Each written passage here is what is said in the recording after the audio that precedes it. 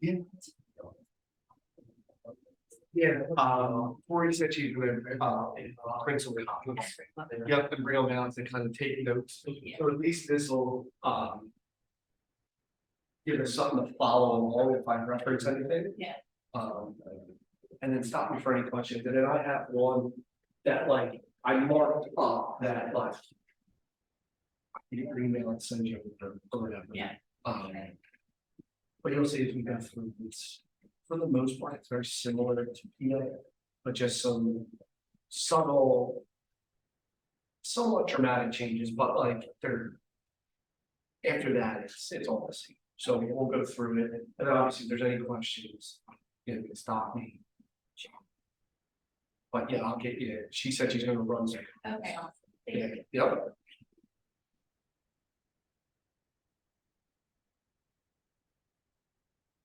So how's everybody? Alex? Good.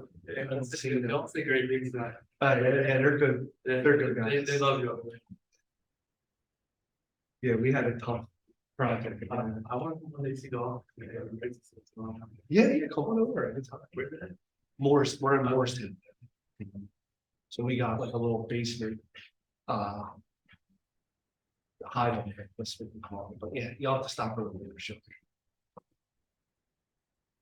You guys are killing it, I'm constantly seeing your signs up in town. Yeah, where are you? Are you? I'm in Haddon Township. Oh, yeah, okay. Yeah, I'm not far, I'm in Cherry Hill, right at like, our club for Haddon Townships, right there. But what a difference that, in the last 3-4 years, like, where that went. We bought in 2019, January 31st, we closed. Yeah, The appreciation that we've seen just Yeah. in that time is wild. Because we bought the cheapest house in town, the only one we could afford. Yeah. We bought it 190. I can probably value our house around 280 right now. yeah, without even knowing where you live from, like, It's it's crazy, yeah, my friend built a house on Melrose. okay. Sold it, it was like the highest sale ever, we couldn't even get it like comp, so we had appraisal issues. And then ever since then, it's just been wild, Yeah. and then I think that person who bought it sold it like a year later for like 150,000 more, God. And it was like, well, what changed? That was a nice one that Andrew put up. What one? 8.0. Oh, yeah, Voorhees, right? Yeah, I know, and he, I think they got it because they got like Sam on our team. Yeah, You guys have been killing it with the buyers, I don't know house. I know. Like, I luck have it, and other than the open houses I did. Yeah, you missed a lot. Yeah, You guys all do an open house like Brittany, where you got like bags, like foodies. yeah, so that's, I mean, that could be another class, but like, that's always been my like thing, and I told them. Because how many times if everyone, like you go, and I would get like local sandwiches, cut them up, I'd get a dozen donuts, coffee. $50, and then there'd be like no donuts eaten, then I'd eat them, or the coffee would just literally be a waste. So I'm like, all right, what can I give? And I would do like giveaway bags. So basically I would put them, and it's easy, it's an easy conversational handle. So I would go, who wants to eat as they're walking and looking at the product? So the theory, you kind of get it, but then I go, all right, here's a bag to go, it has some information about the product. So then in there would be all of my old marketing, and not old, but repurposed. So if it's Philly season, I put my schedule magazine in there. I put a koozie in there. I put my business card, whatever else I had that I would always order extra marketing. And then give them a bag and they would take it. So they would have the information of the property. And it gives them something they don't say no to that. And then I would go to Five Below or Target and you get that like $1 like movie candy, like our gummy bears. So then if I get one person, who cares? I can use it again the next time. But then if I sell out, great, that like it's perfect. So it never goes bad. So then in my office, I have, I don't know, $30 worth of like, no different than the movie box that we do. So I just keep repurposing it. So now I told them, let's get TCS design bags. The bags are nice. The bags are almost too nice. Just gotta say, they were, you can literally use it, right? I know, but almost shouldn't be giving them out to like, they got, I mean, I know, they're nice, like, They're like Lululemon bags. that's what I mean, like, they're like, you don't give them away. And there's no plastic in New Jersey. So they're even more valuable.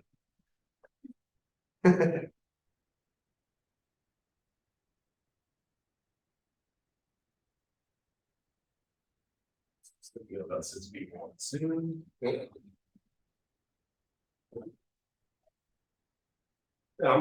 Good when you guys are good. Yeah, Right. whatever you want.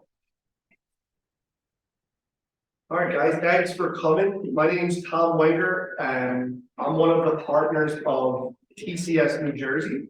So today you'll have myself and then my partner Devin coming in at 11. I have to go over contracts, which are probably more important and necessary, but if you can stick around with this, we'll go over some mindset stuff, and he's like a performance coach, so it'll be good to kind of stick around and kind of, after we go through the monotony of the contracts, it'll be good to get fired up with him. So today we're gonna go over the New Jersey agreement of sale. So is there any questions maybe before we get started and go through the contract that maybe I can help answer right away? All right, and maybe the best way to kind of start off is, if you're all licensed in PA, what is the difference? So that it's overall, it's the same idea, the same contract, that it, just like any contract, it's most of the language is only important when it's important. Hey, if the deal's going good, really what's written in there doesn't matter. But it's when problems arise, what happens? So some of the key differences of New Jersey compared to PA is, in PA, we submit full contracts as offers. In New Jersey, it's a proposal to purchase. So it's a one-page, almost like letter of intent. They were going to offer this price. We're going to have this type of mortgage. Then the seller side sends back the contracts for the buyer. So when you're submitting your offer, it's just a one-page proposal. So that's one big difference, is that it's not a full contract. So one, it's easier to make offers because, hey, you can do it in 5 minutes, but there's always a lag of time in that, hey, it's not executed till it's signed. One of the other key differences is, in New Jersey, they have what's called an attorney review period. So it's almost like it's a 3-day right to have an attorney review the contracts. So this cannot be removed no matter what, unless an attorney prepared the contract and another attorney accepts the contract. So it's 3 business day review. So it's almost like a purgatory period. So although it's not meant for that time, it kind of keeps you exposed as a buyer and a seller to kind of just, you have to wait until execution. So we submit the proposal to purchase, it's accepted, buyer signs, seller signs, we are now executed and in attorney review. You sign that contract on Wednesday, you're in attorney review period because most of the calendar dates that you'll see in this agreement are calendar days. Attorney review period is business days. So hypothetically, we sign, buyer signs today, a seller signs tomorrow.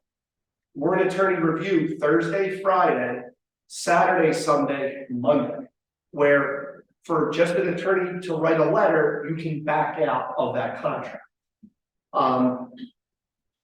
It's obviously it's there to protect you, just so you fully understand what you're signing, because as realtors, and really it kind of brings us to this initial notice.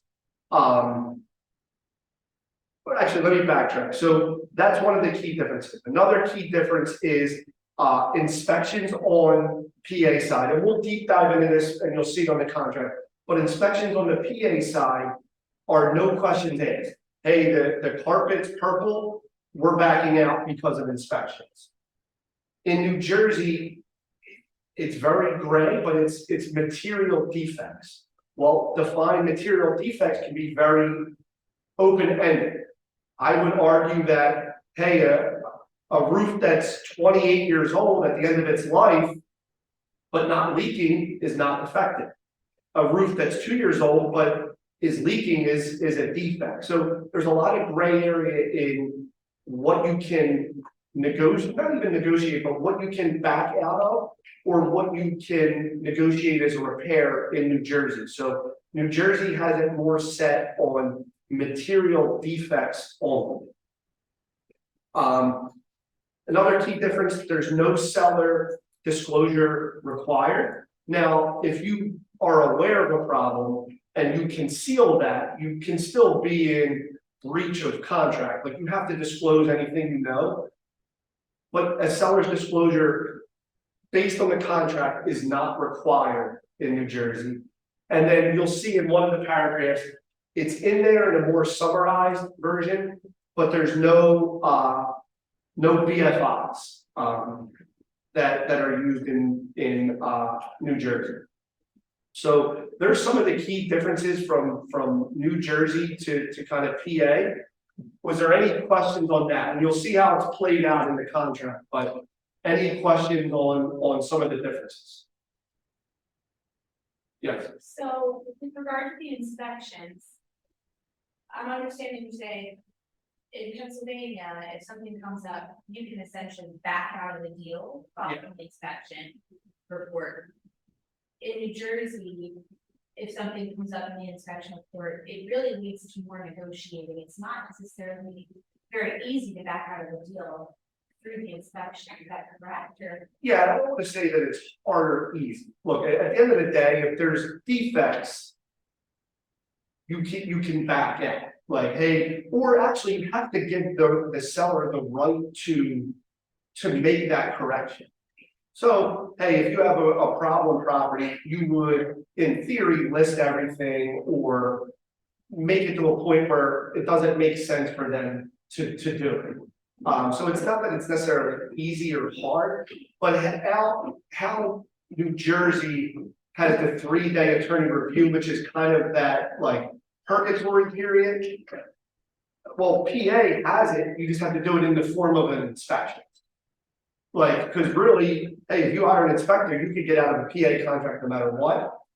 New Jersey, if that house comes back from a licensed inspector and there's really not issues, in theory, it's hard to get out at that point. But don't take it as if there's a problem with the property that you can't. It's open for negotiation, but it's for defects only, not just whatever you feel you're comfortable with. Does that make sense? Any other questions? All right, so the first page here is really just a notice. So this is preparing buyer and seller for what they're about to sign or what they're about to review. So it kind of goes over, and this is important on the PA side too, but it just reiterates the fact that you cannot get legal advice from us as agents. You can only get legal advice from an attorney. And it really just drives home that point. And you'll see where this becomes, I don't want to say problematic, but where it can open up exposure for us as agents, where we have to be careful at the end of this contract, is that we cannot practice law. We can guide them through this contract, but any legal advice should come from an attorney. So this paragraph kind of drives home that point. And it just reiterates the fact that once they sign is a binding contract. So we talk about, hey, you submit that proposal to purchase, it's not worth the paper it's printed. It's a verbal offer that's written down that generate the contract. But now once you sign this, you are signing and agreeing to a binding contract. So this is more of a notice and preparation statement than part of the contract. Make sense? Good. With the proposal to purchase, Yeah. and, you know, it not being worth the paper it's written on. Is it possible or even common to see people give verbal acceptance of offers and then renege and go in a different direction if they get a better offer coming in? Yeah, I've seen it both ways, and then it flows like the market. So, hey, when it's a seller's market, they could, in theory, cancel a contract during that time or shop other offers until you are executed. So again, it's I don't want to use this attorney review period as something to scare you. It's there for your buyer and seller's protection, but sometimes people use it as a loophole. So on, for instance, the LOI states that like the deposit will be in once the LOI is signed. Does that make it any more binding or? No, because really the attorney's gonna write a letter and say, hey, based on this, and really how the letters work is an attorney would write a termination letter, which is a scary word, but it's, hey, we're terminating this contract unless you agree to the following changes. And maybe it's some language that they're changing, maybe they're removing time of the essence, or they're changing something. So if you agree to that change, it then becomes binding. So normally, as you'll see, in the deposit would then have to be returned if it's terminated properly.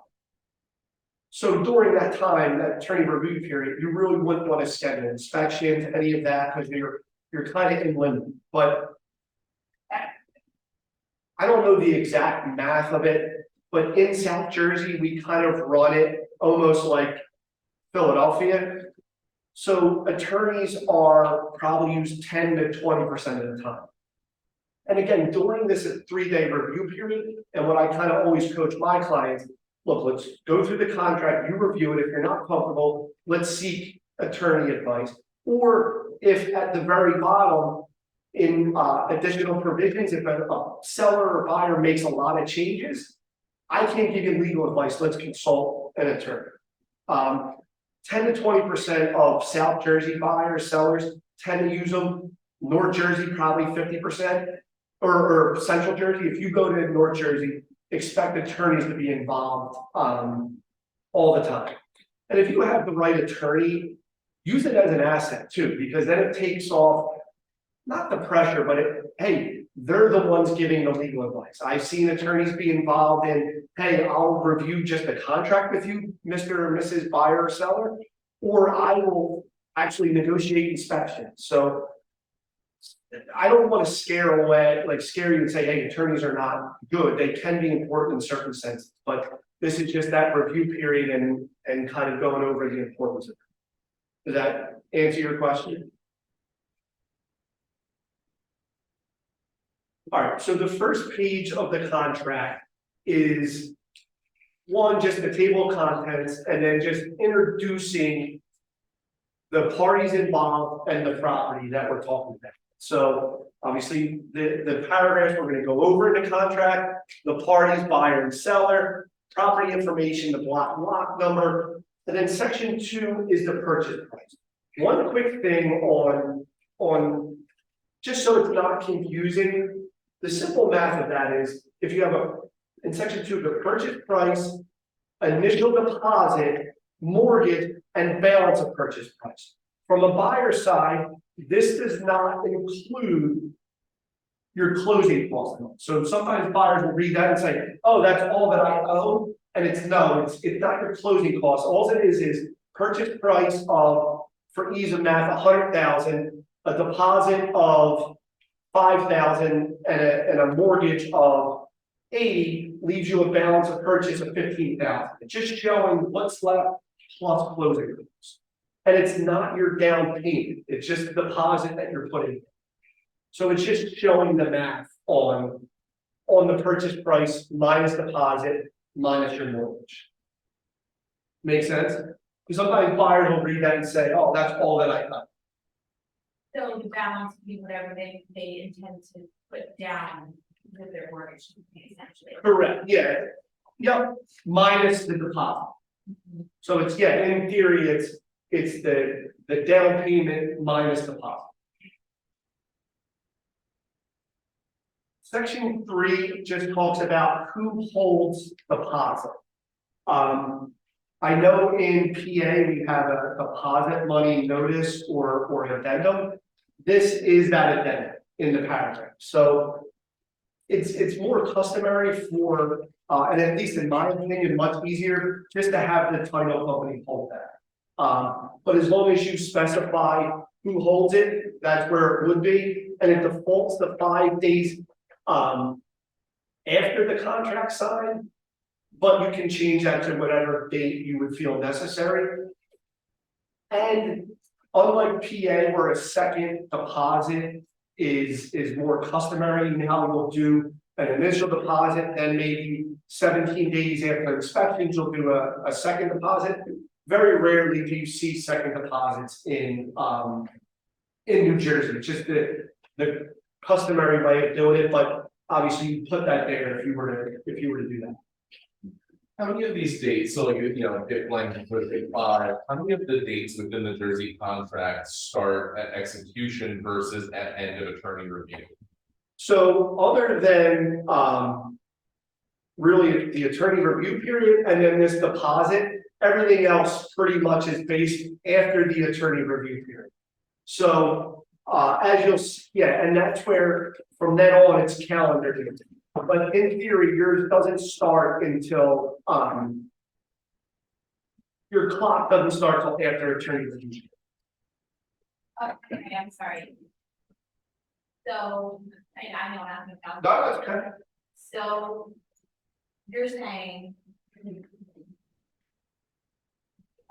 I have 3 days of attorney review, the executive contract, and 3 days of attorney review, and then we have 5 days to. No, so this, just for the deposit though, it reads 5 business days after fully signed contracts. Okay. Now, all the dates moving forward, you'll see will be after attorney review. Sure. So that's where your clock starts. So when you're doing your transmittal or kind of setting your date sheet, think of these 2 dates as when you sign, the other ones will be after review.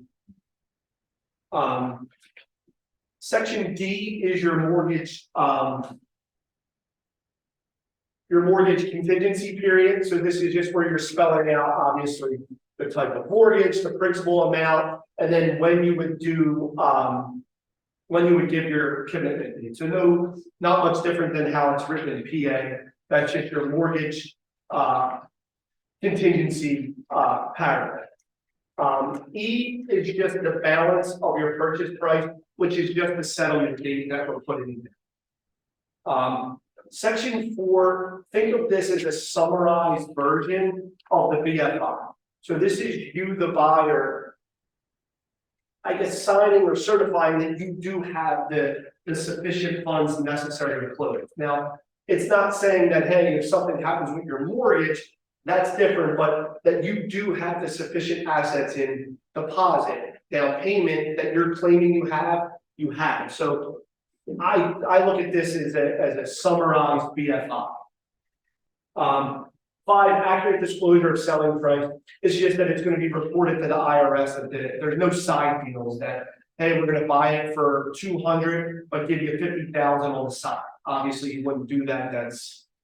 I guess, IRS fraud, but it's in there just to spell that out. 6 and 7 is just what's included and what's excluded from the contract.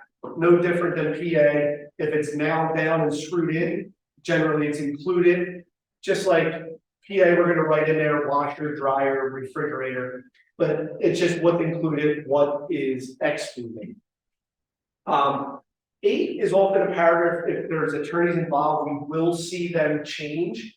But this is just basically saying that sellers and buyers will be bound to the timelines that are presented.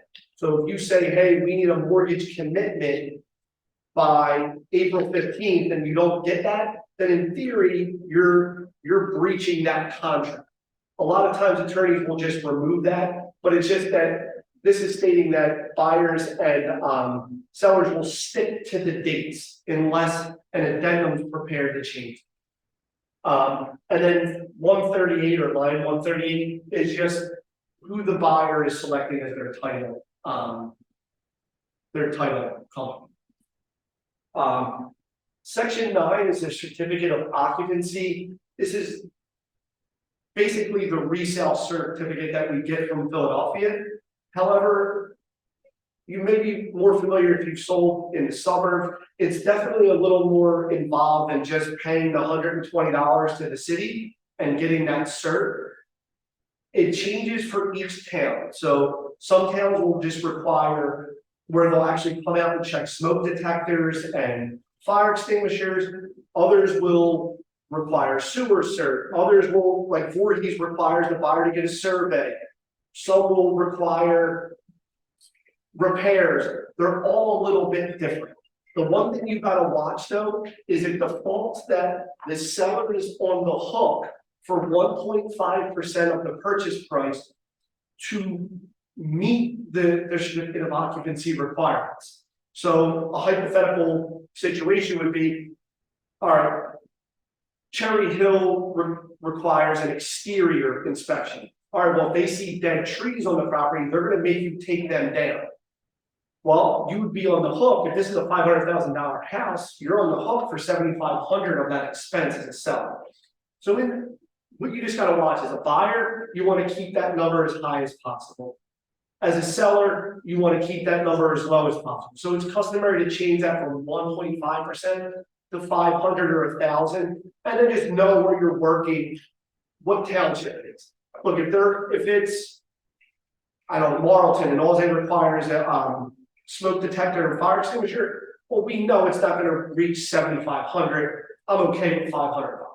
And at the end, the seller can't sell without it, but they don't have to, like, this would just bind them to have to do it, depending on what that number is.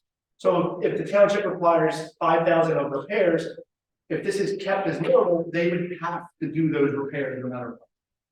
But if they don't, they can't sell it, but they can say, hey, never mind, we're not going to sell.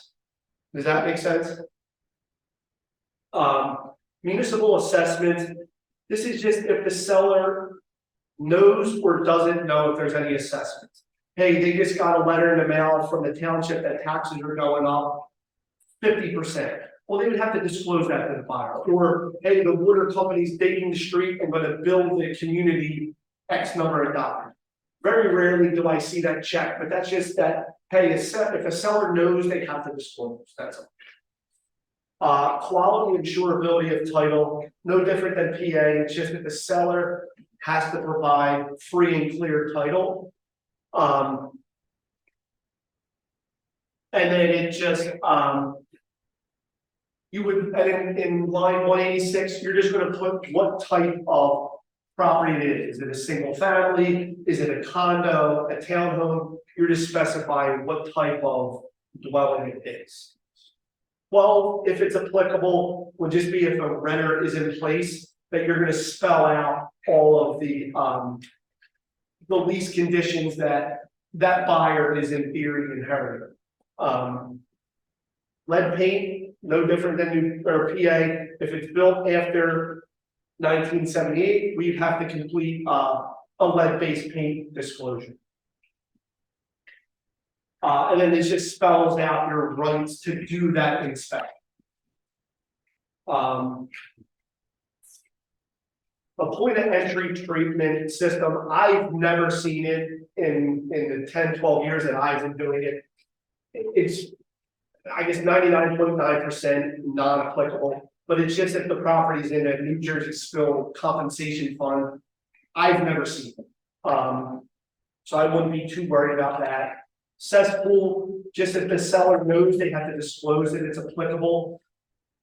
At this point, we don't see it as much. Once in a while, you'll see it if their property's on a septic and you do an inspection, you will occasionally see like a buried or an abandoned cesspool. But at this point, because they don't do them anymore, they haven't in a long time, you usually don't see that applicable. But, and it's just like anywhere, as you go further out, it's no different than Philadelphia compared to maybe if you're buying in the Poconos. You're not going to see this in Cherry Hill. I'm using Cherry Hill as an example. You might see this in Chaumont or it's the further outskirts of New Jersey. But normally you won't see it. 16, arguably the most important kind of paragraph of this contract, and no different than BA, is that it's just spelling out your rights as a buyer to do your inspections, and the rights as the seller, or the obligations of the seller to kind of provide access and provide that all the utilities and all that are on, so you can conduct the proper inspection. So it kind of then breaks it down. It has an initial summary of what defects are. Then it kind of goes over, obviously, the importance of doing the radon test. Then it talks about your wood boring or termite inspection. And then one other thing to kind of keep an eye on is in line 360, it spells out that in the termite inspection or wood boring inspection, the default is the seller is required to do up to 1% of the purchase price. So that means required unless you remove that. So once in a while, you'll see an agent or an attorney remove that. But this defaults that the seller is obligated to do up to 1% on termite repairs and treatment. And then section D, no different than PA, but as a buyer, you're assuming that you're purchasing this property as is with the right to do these inspections. In New Jersey, it defaults to 14 days unless you change that. But again, remember that you have this clock or on any of these inspections doesn't start until after attorney review.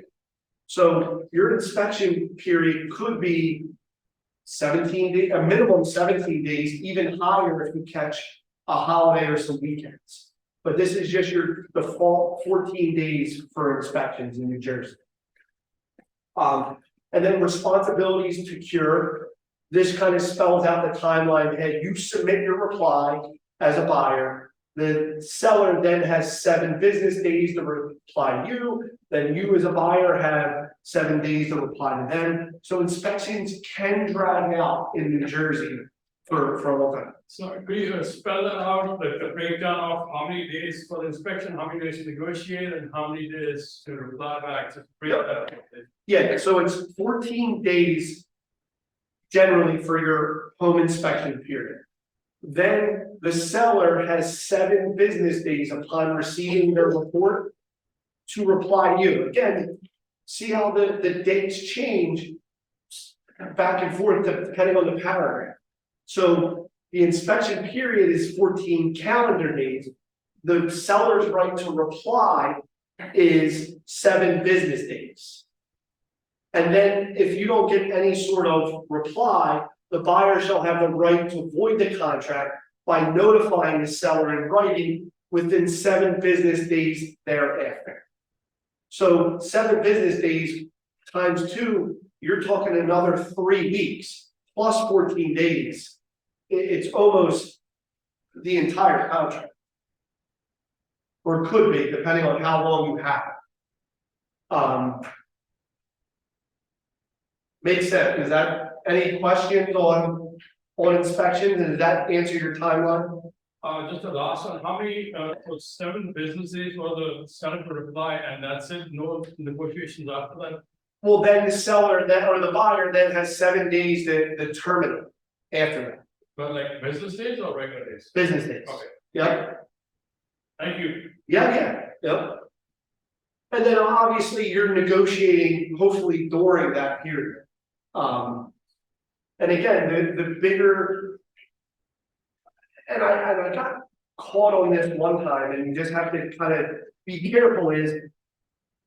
If you're going into this and you're like, oh, you know what, I'm just gonna use the inspections to back myself out because I really don't want the problem.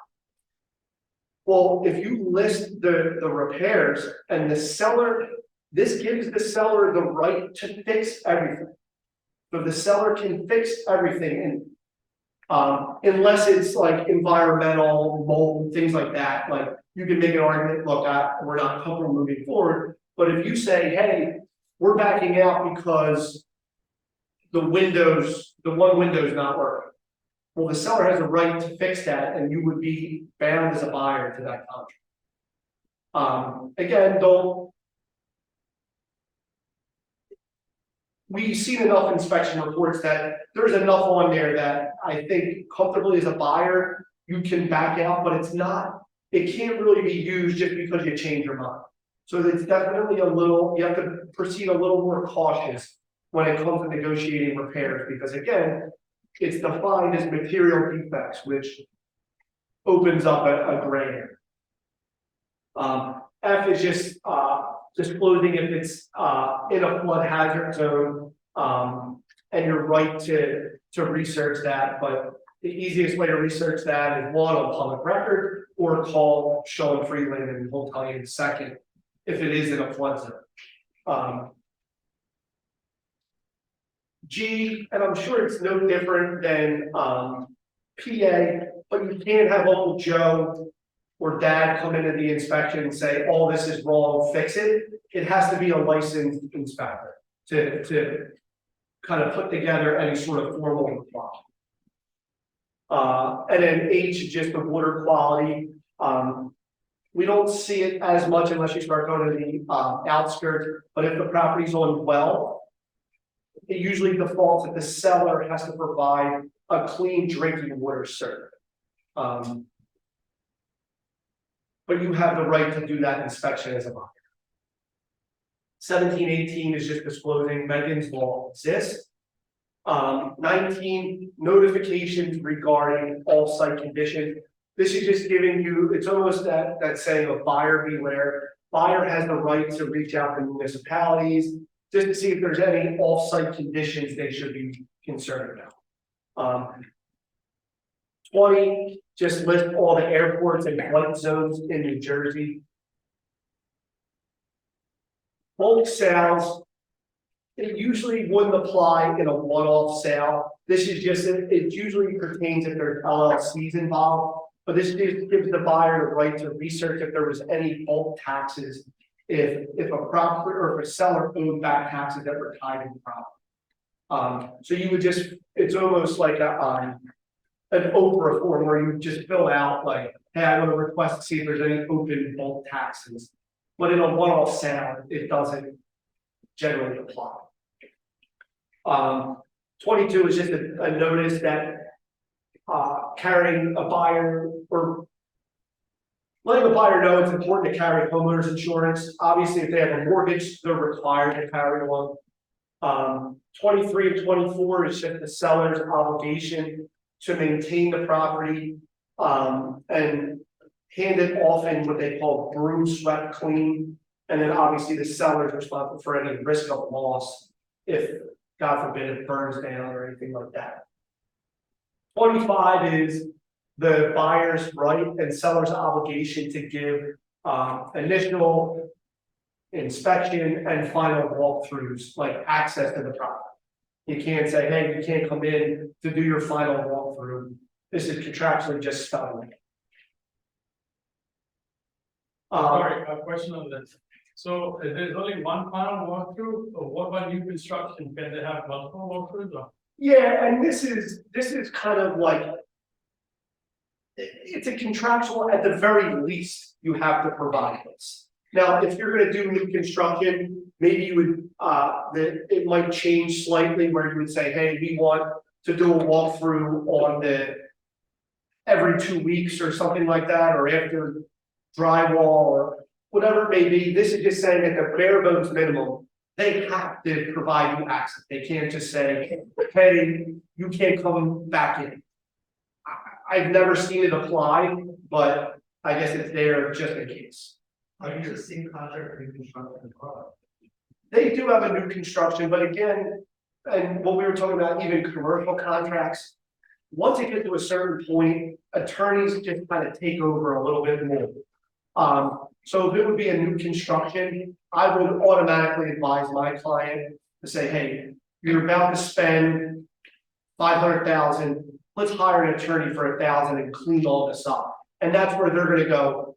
They might change their walkthrough amounts, they're gonna change certain things. Is there what exists? I'm sure, but at that point, it's usually like, it's cleaned up by attorneys. Adjustments at closing, this is just spelling out, no different, than PA, what's prorated, utilities, things like that. New Jersey has, a 1% mansion tax. So any property over $1 million, the buyer has to pay, 1% of the purchase price. So it can add up on some of those higher price properties. Is it the same with commercial? Yeah, I guess it would be similar. It's a, I guess, a tax code. And then just, I mean, backing up a little bit, not part of the contract. Generally speaking, it's cheaper monthly when you start factoring in taxes to purchase in like Philadelphia. But there's more closing costs because transfer taxes are higher. But in New Jersey, it's usually a little bit more expensive because, and I'm speaking very generally, taxes are a little higher, but there's a 1% transfer tax on the seller side. Buyers don't pay that 2.12% transfer tax. So they save that on their closing costs. There's only 1% transfer tax. Yeah, yep.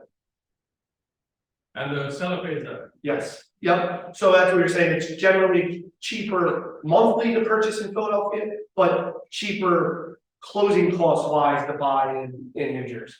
And again, very generally speaking, but that's because of that transfer tax part. And this is like throughout New Jersey, only 1%. Yep. No different, like townships have like different. Now, there's no like, yeah, how Philadelphia has like certain towns charge up, no, it's just that, you know, I mean, 1%. Alright, It's and usually- also last thing, I think even on commercial properties, it's just 1%.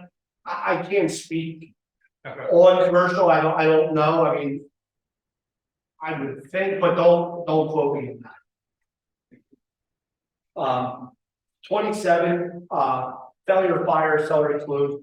This is just giving seller and buyer the right to take legal action should anyone breach that contract. 28, they call it a consumer information statement in New Jersey. This is just that buyer and seller have received the consumer notice statement that we all use in PA. 29 and 30 are just similar to the first page where it introduced the buyer or seller. 29 and 30 are just disclosing the relationships of the brokers involved. And then I mean, a little bit different than PA where we use it, I guess a cooperating broker addendum.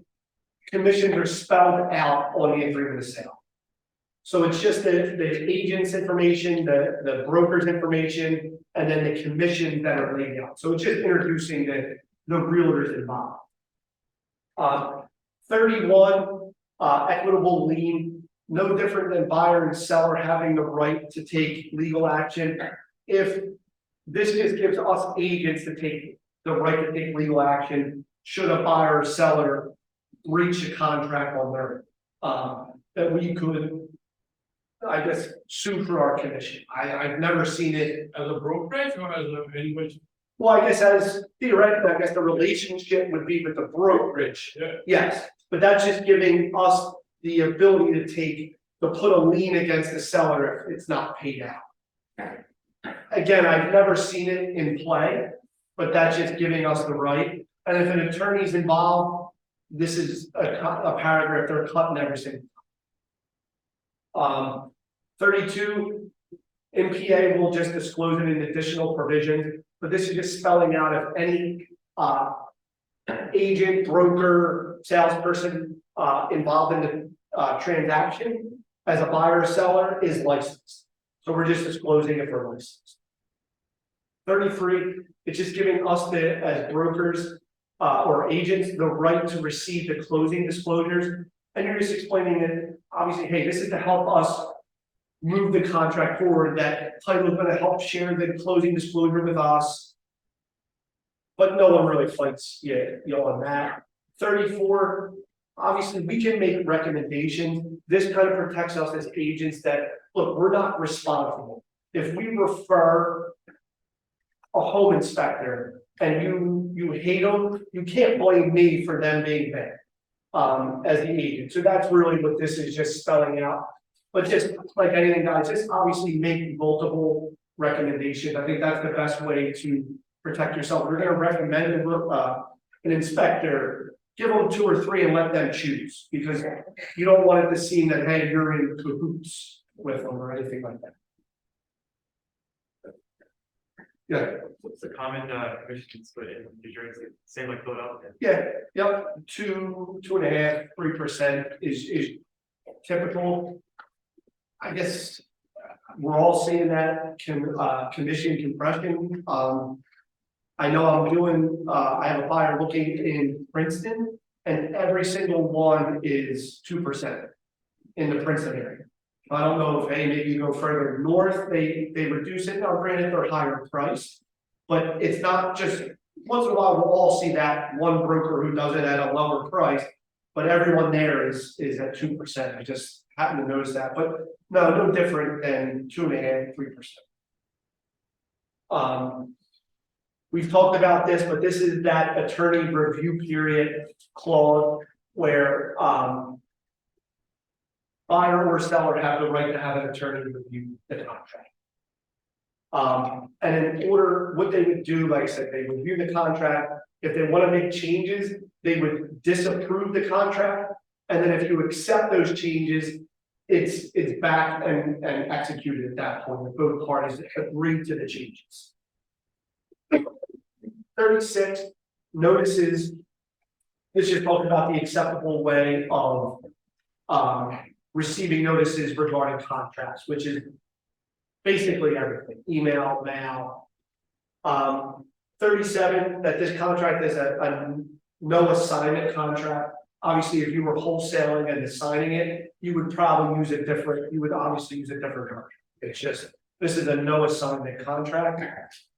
38, just letting us know that New Jersey accepts electronic signatures as valid, so we can use DocuSign and things like that. 39 is just that seller or buyer is going to provide their LLC docs if applicable. 40, the entire agreement is in this contract. So this paragraph is just stating that. So this would just be that, like, obviously, if, hey, you guys are going to negotiate furniture, side deals, hey, that's on the side. That's not bound to this contract. That's all that's really saying. Again, not really applied or problematic. It's just, hey, keep anything on the side it's not included in this contract. 41, the laws of New Jersey supersede whatever we write in here. I mean, I always give, hey, buyers, sellers, and explain the contract. Like, hey, we can't tell them that we're going to give them our marijuana farm as well as part of this contract. Hey, New Jersey would say, look, you can't do that. So laws of New Jersey supersede anything we would write in here. And then 42 is our addendum checkbox, where if there's any particular addendums that should be applicable, you would check that box and add them here. Really no different than PA. If there's a sale contingency, a HOA, lead-based paint, and then the only other one would be private sewer, which is your septic. And if it's a private well, we check that, and there's different inspections and way of handling that. But if those boxes are checked, they're added to the contract. And then section 43 is the catch-all. It's where you add additional provisions. And then again, the scary thing about this contract is where also the businesses have to proceed with caution, is we're not permitted to practice law. So if you go and you have this clever addendum that you're adding, and buyer and seller are obligated to this, and they do this and they do that, well, you're in theory practicing the law. So you have to just tread very carefully on how you word things in here. And it's no different than a PA contract. Not that I don't want to say not everything's important, but I could look at a contract in 30 seconds. All right, hey, make sure my numbers are right. All right, what's it saying about inspections? Most importantly, what's added to 43? Why did the agent or buyer or seller change any part of this contract? And look, it could be something as simple as, hey, buyer's gonna guarantee 5,000 of the appraisal or things like that. I mean, it's a catch-all, but you have to really tread carefully that you're not practicing law and adding too much in there. But this is where then I'll go, all right, if a builder, an agent adds 50 lines of provisions, that's what I like from Mr. and Mrs. Buyer. This is how I think it interprets, but I would consult with an attorney on why are they changing. So this is the first paragraph I'm always looking. We're saying it is blank, but it's the most problematic, I guess, paragraph, because people add things and then you question why do they add? So Yeah, I just wanted to get a better understanding of the time. So you're saying they have 5 business days after the content is signed to then see how an attorney creates 3 business days. 3 Yep. business days. Okay. Yeah, so an example, hey, because remember, general practice. Now, if you go down to Shore, they'll want you to submit full contracts. Doesn't mean you can't submit full contracts like we do as buyers in PA, but usually it's seller or buyer submits the proposal, seller's agent, based on that proposal, submits or prepares the contracts and sends them back. Buyer signs, seller signs. So in our example of, let's just use today, buyer signs an agreement today, seller doesn't sign it till tomorrow. Our attorney review period starts, because think about it, yeah, you count, the day it's signed is day 0. Day 1 is Thursday, Friday, Saturday, Sunday don't count, Monday would be end of business day then, we're in that attorney review. Then after the attorney review period is over, you often see that attorneys kind of like go throughout the rest of the contract. Like, do they stay throughout the process? It depends. So I've seen some attorneys, and we have a relationship where for a few $100, they'll review the contract. Because that's the other thing too, is like, if your client's unsure of, and you can't answer basic questions, it will, like, have an attorney review it. It might only cost them a couple $100, like $300-400. But usually to have an attorney go from start to finish, and I'm not negotiating for them, you're talking probably $1,200 to $1,300. But hey, if you're buying a $300,000, it's not that bad of an investment. And usually most of them will take it as part of your closing. Michael Master asked in the chat, any comment on paragraph 43 and as is and an appraisal gap clause? Yeah, so, yep, that's where you would spell that out, like, there's no real. I mean, there's waiver of inspections that like certain offices do to protect them, but yeah, you're gonna spell everything out in that additional provisions. And then it's like. Again, it's. Where it just opens up gray areas, like, and it's like, all right, well, if someone says, all right, I'm gonna buy a house for informational purposes only. But then they still do inspections and major things come up. How is that handled? So it all depends on how it's all worded in this additional provisions. And that's where sometimes when you start really adding more, is where you would want an attorney to kind of really tighten up that paragraph. Does that make sense? But yeah, this is kind of your catch-all paragraph, appraisal gap. As is, if you're gonna buy it as is. If you're gonna waive inspections, anything that you're gonna do, you're gonna include in this additional provisions.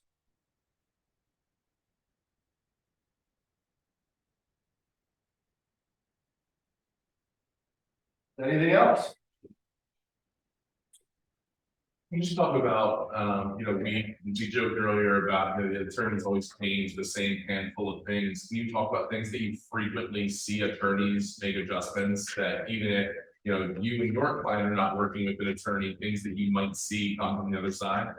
Yeah, and again, I don't want it to come across that attorneys are a bad thing. They're there to kind of provide more clarified legal advice to buyers and or sellers. And most of them are not deal killers where they're there to just ruin a deal. But yeah, what I'll usually see is time of the essence, they'll always remove. And that's just like, and they always change it like, hey, we'll do our best and go in good faith effort to stick to the timelines. So hey, if their mortgage contingencies running behind, hey, we're doing all we can, that date just kind of extends. So they usually add that or remove that. And then equitable lien, they'll take that off, that we as agents can't put an equitable lien on. And again, I've never seen it really applied, but they're the two big ones. And then any of these as is and appraisal gaps, they'll usually have some templates that they'll add in and clean out. So again, they're not there to kill deals. It's usually just a one-page letter, and everything looks good. Change paragraph 7, move this to this, and we're good. All right, everyone agrees. Let's keep it moving forward. So they're not. I don't want it to come across as they're deal killers. But yeah, they're usually the two big ones, and then anything in additional provisions, they always clean up for sure. In New Jersey, do they have like an escalation clause if you're like in a multiple bidding situation, or how do you put it in here? In addition, like. No, so it's very gray on how it's handled, and up until when did the market shift? 3-4 years ago, it was never a thing in New Jersey. You'll see some agents in New Jersey will spell out in the agent notes, hey, no escalation clauses, bring your best offer forward. But when we're submitting a proposal to purchase, it's still that verbal, it's still that formal verbal. So you could spell it out in the additional provisions, but by the time you get it to contract, it's usually sewed up on what you have. So could you add it to additional provisions? Yes, but in theory, you've already negotiated that. Right. So you would spell it out in the addition or the proposal, but it's not an addendum like PA where you're submitting executed contracts. You're not executed until really everything's been negotiated. Anyone else? Yeah. You said in the beginning that you submit like a 1-page offer. Yep. Is there like a formal template for that? Yeah, I could send you guys one, or I'll put it in the chat or something. But it's just it's a very just basic. Hey, we're gonna go purchase price, how much deposit, what type of loan, are you contingent, are you gonna do inspections, any additional provisions, and that's it. Like an LOI. It's exactly what it is. Yeah, yeah, and it's very cut and dry and it's simple, and it's really just giving that agent on the selling side the information so they can then put it together and contract it. And then for the agreement of sale, so you have the agreement of sale and then you have the notice. Is there any other forms you need to add to your? No, I mean, if we go back, Oh, sorry. that's okay. There it is. So it would just be, if you're adding any sort of other addendums, obviously all your buyer and listing documents that you would generally use, but no different than PA. Hey, if it's contingent on the sale, you would add that in. If there's an HOA, there's an HOA addendum. The V or FHA and VA amendatory clause. At that point, it's all the same. You're just adding addendums if you need to. And I believe also there's some language in there that if you are in any of your adjustments referencing another document, like an inspection report or so, that you need to attach that as well. But that's just if you are referencing another document. Yeah.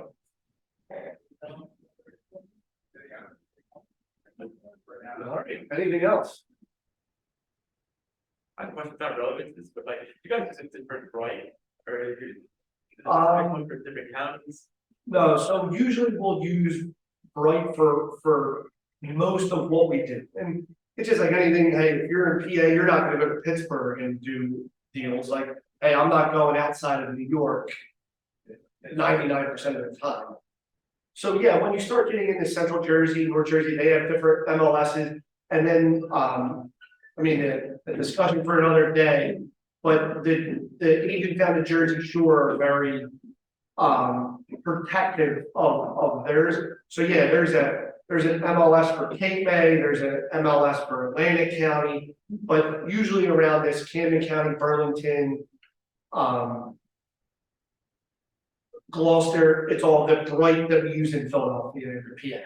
So not much different, other until you get down the shore, then it starts really opening up and you need 5 different memberships.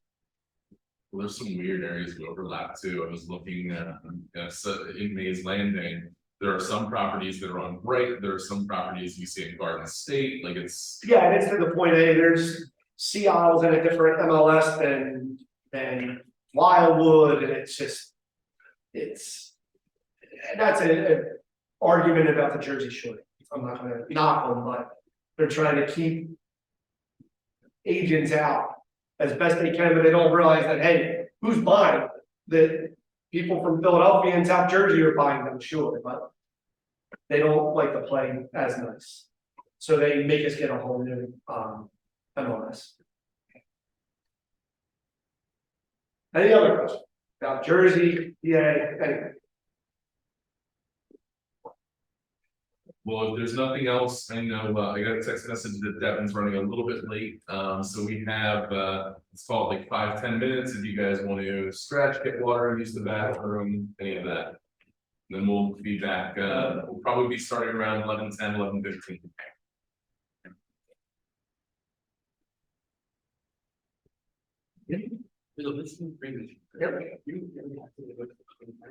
No, so this notice, this is attached to the agreement of sale. So you would still give your same normal notices of the consumer notice, what other ones, the respite notice, and hey, if Keller Williams has any relationships. So there would still be listing and buyer side notices.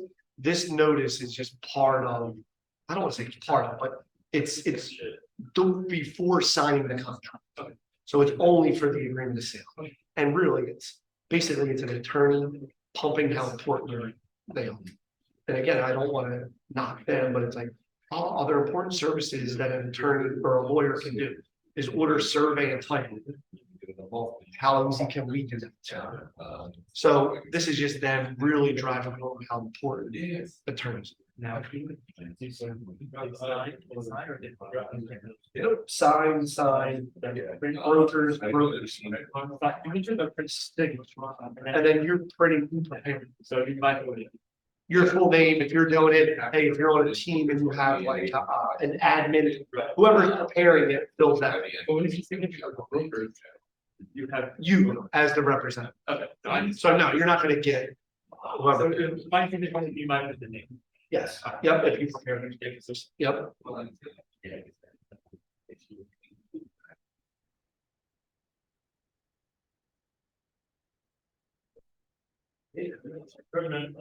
Already, just like big business. No, and hey, if there are any questions, you can please on board. No, so like I'm saying, this is just a note, it's almost like a preparation for what they're about to sign. And if you kind of read it, like, who prepared the contract, the sellers. You won't get legal advice from us. The contract is the most important part of the contract. Sellers. Not always you. Yeah, so we do a proposal to purchase as a buyer. Yeah, they send it them, they accept it, they usually send us back the contracts as buyers. Now, again, you could have a sure, or you get an agent that's like, no, I only full contract, oh, and I've done it as buyers. But normally it comes in sellers. So yeah, that's, and then this is just more of a notice, and then it just specifies, well, you're understanding that now, hey, the proposal's a formal verbal, this is a binding contract you're agreeing. So let's say the seller and seller and does that. No, usually the agent and then an attorney will clean it up if they use it. It's not an exact science, but I would say probably 10 to 20% of people use agent or attorneys in South Jersey. 50% in Central Jersey, 100% in North Jersey. Okay. It's just a way of customary business. So that's the risk spreading it and. Yep. That's the motion. Yep. Then. People content, hey, what we're about to go through. Buyer, seller's information, property information, purchase price. So nothing like out of it. Who's holding the deposit? More customary than not, and it's probably easier for me because I have forgotten so many deposit checks. Just have the title company hold it, that's usually what we do. Sometimes the brokerage doesn't hold. They do, they can, but I think everyone's, ever since COVID, more and more people are super comfortable with. Okay. Title, it's, hey, that's where we're settling anyway, it's easy. Not, it's not customary to have additional deposits. Who's holding? That's it. This is your mortgage contingency. Hey, the buyer's taking this, no different than what type of mortgage. Settlement date, balance of purchase price, we're gonna close on what will take place on it. It just drags. Sufficient assets, think of that as a summarized BFI. We don't use BFIs in New Jersey. Think of that's what it is. Okay, cool. Hey, how are you? I'm Devin, nice to Yeah, meet nice to meet you. you. I'm with the TCS. Ah, okay. But I do have my. Yeah. So, yeah, I'm one of the partners over there. We're on the Jersey side, so anything I can help out. Yeah, can I stop by the office? Like, Yeah, why don't I take, look, take your number. And then, cause maybe usually on Tuesdays, I'll teach like a class every Tuesday with just our team. So then that'd be a good day to come in, I'll show you the office. I guess theoretically. So I don't think it's as simple as like, hey, we can come over here. No, would work over, but if we're there, you can come in. Right. So I'm like, if I needed help with anything, you know. Yeah. I can. Cause I didn't wanna like cross the line. No, I mean, look, we're all like I said, we're all TCS, so don't, we're all the same family, but I guess. So what brokerage are you guys? Well, we're with Keller Williams Morristown. Yeah. It would be no different than we're with Keller Williams Philadelphia. Yeah. It's just that, hey, we're a team within in an office. So that's kind of. Like sales. Yeah, so I'll do some PA stuff. That's, well, I originally got licensed in only PA, that's how I started. Then I moved personally from Philadelphia to New Jersey. So it just made more sense. So really just where my business is. Yeah. Once in a while, I'll get, I told her one on 11. hey, I want to sell and Which we still have to get here. in New Jersey, but that's about it.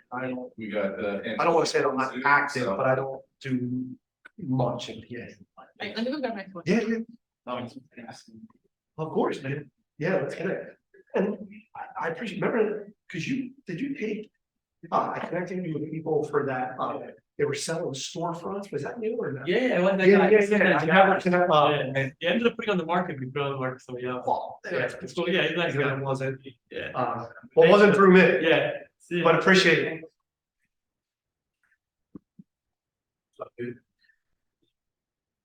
Nope. It's a fine. Just, and then, yeah.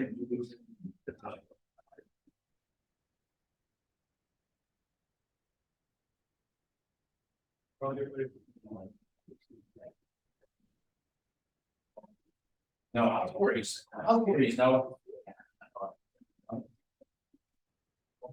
I forget what the number is. I like your team, so that's a house. Yeah. I don't know exactly what neighborhood you're in. I'm wondering if you were in Daniel Lucia, were you Daniel Lucia? Did you live in the neighborhood where it's casino? Yeah. Yeah, so if there's any questions, you can just let me know what the contract will help get through that. A little cheat code of the hey, if you're new to the country club, it's gonna cost this. Be there and this is not paying attorney and listen. That's how I, if he's feeling all right, it's the way that Mr. Attorney just allow me to listen to how you explain. Then we learn what it's. Don't give out that. No, no. Alright, okay. All right. Yeah. All right, now it's about to get more exciting here. You just went through the mundane contracts. And addendums, and now this guy gonna come in here like Tony Robbins. Last person we hire. Yeah, we're walking on the cold soon. Everybody take your shoes off. I had one of them calls today, but 9 to 10. What's that? What? You just get it over here.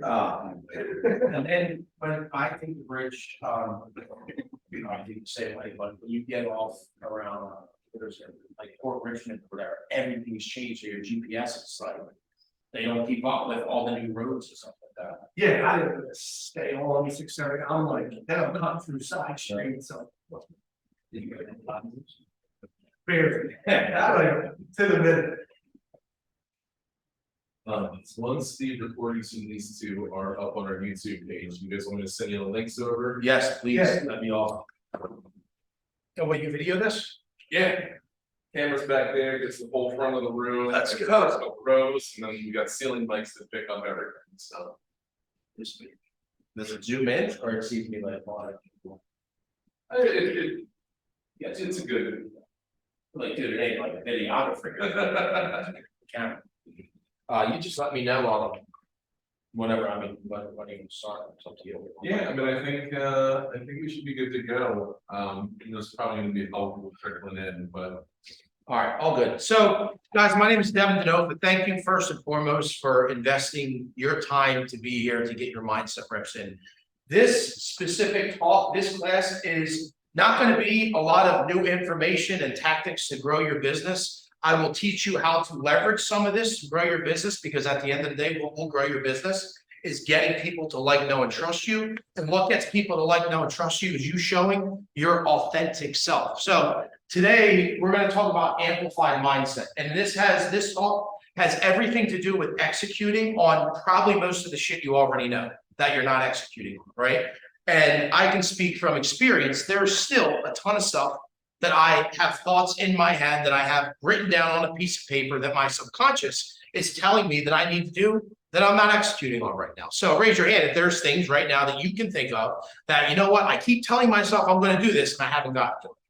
Right? Okay, you're human. Congratulations. So amplify mindset, right? So this is the idea of this. All this stuff will get executed and knocked down, right? If you understand how to keep your mind operating at its highest potential, right? And I call that amplify mind. So I want to share with you guys a story. A few weeks, probably a month ago, I had this pain in my neck, right? And it was lingering around for a very long time. And I was, what the hell's going on here? And then I went to the doctors and I told my doctor, I'm like, listen, I have this pain. I don't know what's going on. It's been lagging. It's not normal, right? This is a pain that I haven't felt before. So he went and checked me and he was sitting there messing around on my neck. And he was like, listen, everything feels normal, right? But he was like, what, I was like, listen, dude, I'm an extremist. So I need to know that there ain't shit wrong, right? I want my blood test taken and all this stuff.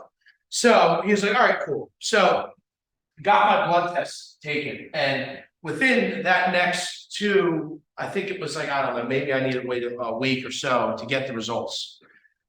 I was thinking about a lot, right? Thinking about everything that I told myself that I wanted to do. I have a wife, I have 3 kids. I have a 5-year-old, a 4-year-old, and a 2-year-old, right? And the whole time I'm telling myself, if I were to die, did I set my family up the way I wanted to set them up? Now I'm 36 years old. So some of you may be, dude, calm the fuck down. You're 36. Like, what do you think? You're going to build some massive trust for them to live forever? But hey, I don't know. I have big dreams. And at the end of the day, there was a lot of thoughts in my head that I was like, shit, if for some reason God called me home, I did not get a lot of the shit done that I wanted to get done to go on the other side. I know this is morbid. I know this shit may sound crazy. Like, this guy's talking about dying in the first 5 minutes he's here. But the whole point is, my mind was on fire at that point. You want to talk about creating urgency to do the shit you tell yourself you want to do. At that time, I could not stop. I was like, damn, man. You know what I mean? God forbid a test comes back. And at the same time, I don't know if you guys are into personal development, but there is a girl, her name is Jessie Lee Ward, right? Her Instagram is I Am Boss Lee. She's the #1 network marketer in the world. The girl was a multi-millionaire at 25 years old. She was on top of the world, one of the biggest female speakers in the world. And out of nowhere, got cancer, started coaching with anybody familiar with Ed Milet? Raise your hand if you guys went to family reunion. She started coaching with Ed Milet a day after, found out she had cancer. 6 months later, she died. Now, talk about creating urgency and all this shit a lot of people are sitting on, telling yourself you want to do, right? When you think about what if you didn't have that time guaranteed for you, what would your mindset look like every single day when you wake up, and how urgent would you get after it? How on fire would you be if you got after it? So let's show him Freeland back there. What's up, brother? So waiting for that blood test to come back, I was just reevaluating every single day how I was operating, everything I left on the table. If I did leave, is my family set up the way that I would want them to be left with and set up? And the answer, yeah, life insurance, that's great, but I wanted more for them, right? And throughout that time, I told myself, man, and again, I am extreme. So, listen, this could have been whatever. Dude, you had a freaking cold and you think that there was some crazy shit that's going to come back on a blood test, but there were some symptoms. I was like, I don't know. But at that time, my mindset was amplified to, I was freaking whatever it was. And there was urgency. There was urgency. Whatever I told myself I was going to do, at that time, I was like, dude, listen, time isn't guaranteed. I need to get after the shit, start getting after it. So thankfully, the blood test came back and everything was fine. But the point of that story is, at that point, as an example, my mind was on fire. I was ready to attack. I was ready to achieve. I was ready to literally, every time we say we're going to do something, the external environment comes in and creeps on us and gives us excuses not to go after it. None of that mattered, right? And now on the other side of that, I am way more urgent with things that I want to get done. podcast, YouTube channel, get more eyes on me, speak more, impact more, sell more, grow more. Meetings that I've been telling myself I wanted to have, get these people at the table sooner than later, so we can get after what we're trying to do here, right? So that's one example of an amplified mindset. Another example, when you got into the real estate business, right? Talked about this in one of my small groups today, talked about the honeymoon phase, right? What you're going to learn today is not only going to help you in your business, but in your personal life too. Because at the end of the day, if your personal life is trash, your business will be affected, right? So the more we work on our personal development, building ourselves up and our mindset and our health and our fitness and our family, the more healthier our business can be. So I talk about the honeymoon phase, right? And I want everybody to go back when they got their real estate license, or when you were in testing to get your real estate license. You had all these big admirations. You were so fired up. You're like, man, when I get this license, I'm not going to stop. This is what I'm going to do. This is what I want to accomplish. This is just, I will speak from experience. Maybe you're sitting there and you're like, dude, whatever. Like, I just want to be part-time and sell one deal. I wasn't trying to have all these big goals and dreams to build a real estate business like that. I know some of you in here, and I know that that was the truth for some of you. But for me, it was like, dude, I'm going to be in the office every day. I'm going to have my calls. I'm going to do door hangers. I'm going to train. I'm going to execute. I'm going to build house. Like, I had all these aspirations, right? It was the honeymoon phase. Everything was new. And you were fired up, just like when you probably walked into this renovated office. How many people probably walked in here and said, wow, this building is incredible. What am I going to do? I'm going to be in there every day working.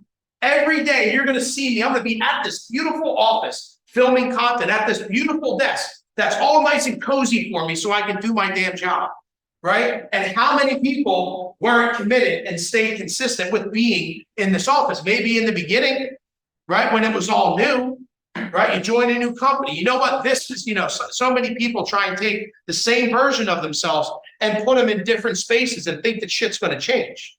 When you're still that same person with terrible habits, terrible rituals, terrible routine, terrible mindset, you just stay in that hamster wheel. Nothing's going to change, right? So the point is understanding that honeymoon phase is powerful. The beginning of something, go back and remember how fired up you were and the commitments and the promises that you said that you were going to make to yourself and your real estate business in the beginning. When you first got into this business, when your license first got in, you passed the test, you walked into the office, you met the broker. How was your mindset? Your mindset was amplified. You were fired up. Raise your hand if you were fired up when you came into the office your first day in real estate.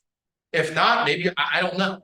But I want you guys have to start understanding and being so aware and being such a student of your mind, body, and spirit that when you're operating at your highest potential, when you're off, when you were out of flow state. You want to know why? Because so many people do not accomplish their physical goals, their professional goals, their family goals, their financial goals, because everything externally will take you into your emotions and take you right off track of your goals, right off track of your time management, right off track of your to-do list for that day. Why do you think 90% of realtors, what is it? 10% of realtors do 90% of the business? Something along those lines. Somebody can help me out there, right? Everybody comes in fired up into the real estate business, talking about when they got licensed, this is what I'm going to do. They come in, they show up to the trainings. Why is there such a high percentage of realtors that go out of business? Right? Why? Because they don't focus on their personal development and staying consistent. Right? This is why this class is so important. This is why what I'm about to tell you right now, and this isn't a motivational talk. I'm going to give you guys tactics, habits, rituals for you to become healthier, for you to become more mentally fit, more spiritually fit, and way better in your business. And by the way, be more of an influential leader to everybody who follows you, people on your team, and have your husband, wife, boyfriend, girlfriend, whatever it is, be like, holy shit, I'm so proud that I'm with this person, right? Mentally, physically, spiritually, I'm not just with this person by default. That person looks amazing. They are amazing. Their energy levels are through the roof. They're killing it into their business. They're killing it in business. They're the example for our kids. They're the example as a husband. They're the example as a wife. They're winning in all aspects of life. And that happens through what you're about to learn today. So, amplified mindset. This is how we're going to get into it. So amplified mind, as an example, is inspired mindset. a motivated mindset, an energized mindset, a fired up mindset. Now, let me just read through this real quick. Give me 1 second. Look through all this. All right. So now we're going to get into a few different examples, right? So how do we how do we activate an amplified mindset? How do we keep an amplified mindset? And also, how do we lose an amplified mindset?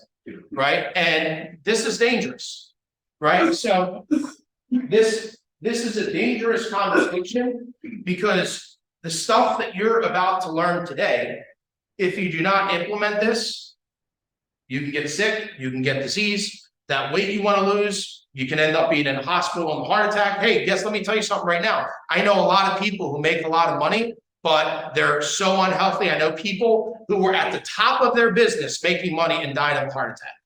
Right? I know a lot of people who make a lot of money and are still mentally depressed because mentally, physically, spiritually, they're not where they want to be. I want you guys to win in all aspects of life. So this is how we're going to do it. So the first thing that we have to understand, right, that can cause frustration is there's two scales, right? There's an intention or a meter, let's just say an intention meter, and there's a commitment meter. Intention, if your intention is a 10 and your commitment's a 2, that's where frustration happens, right? Hey, I want to do, you say you're going to do all this stuff, right? I want to do this. I want to sell these homes. I want to have X amount of clothes. I want to buy an investment property. I want to start whatever this is. I want to get healthy, right? But then your commitment level is a 2. Your commitment meter is a 2. That's where frustration happens. And when you ever heard of fight or flight mode, that's when flight mode happens, right? And that's when people get frustrated and then they're out of the business. They quit on everything and that's it. So let's talk about how to get an amplified mindset, an energized and inspired, a motivated, positive mindset. The first thing, I always thought, I have shirts made, the people that I coach, I give them habits, rituals, and routines that they have to check in with me every day to make sure that they're operating at their highest self. The 3 commitments are mind, body, and business. For the longest time, I thought it started with mindset.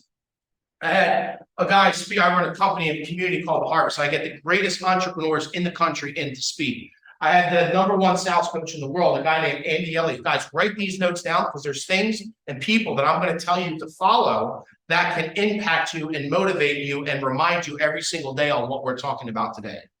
Right? So a guy named Andy Elliott, he's the #1 sales trainer in the world right now. Right? And he would tell me, he's like, Devin, it's physical first. It's physical first, dude. It's not mine. It's physical first. And I was like, dude, well, in my mind, you have to at some point make that decision. So I would always talk about mind, body, and business, these 3 commitments every day. But then I realized, hey, when I wake up, just because I tell myself I want to go to the gym every day or I want to get exercise, my mind still isn't at its highest frequency. It's just like, all right, well, that's a start. But I promise you this, when you get physical and when you do physical activity, a walk, a workout, go to the gym, whatever that is, your mind is operating at its highest level. You will have your best thoughts at the gym, walking, exercising. You are a different human being when you're getting physical. There is no anxiety when you're physical. Have you ever seen somebody run a marathon? Right? And or even midway through, they're stopping to get water. You ever see somebody fucking depressed running a marathon? No, because it's impossible. Right? This shit is the same thing that works for your business. If you guys are doing a lot of business, guess what? You're going to be stressed out. You're going to be not motivated. You're going to be freaking shit. Sometimes you're going to have depressing moments, but the key is to only have moments and not have days and weeks and months of this. Right? It's okay to veer off the road a little bit and get back on. But 98% of people who don't focus on personal development, they wear their emotions on their sleeves, and one bad thing happens for them, their whole day's gone. They're an asshole for their family. They go home, they don't exercise, they're falling back on all these different goals they have because they let one thing get in their emotion. I'm a spiritual guy, so we call that getting in your flesh, and it takes you off of your whole to-do list, all your time management. So the first thing that can get you in an amplified mindset is exercise, right? I had another coach, Dana Cavallet. He was the strength and performance coach of the New York Yankees. 5-year stretch, one of the years they won the World Series. Now, this guy coached one of probably some of the best athletes in the world. So this is probably something you want to listen to. After he was done coaching the Yankees, he then became a performance coach, but he also coached high-level CEOs running billion-dollar companies. He said the number one thing that I had these high-level CEOs work on that completely changed their life, that blew their mind, was what? Exercise, their physical schedule.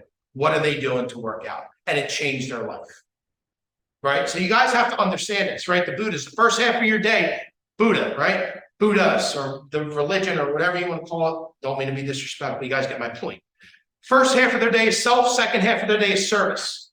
The first half of their day, they're building up their highest and best self.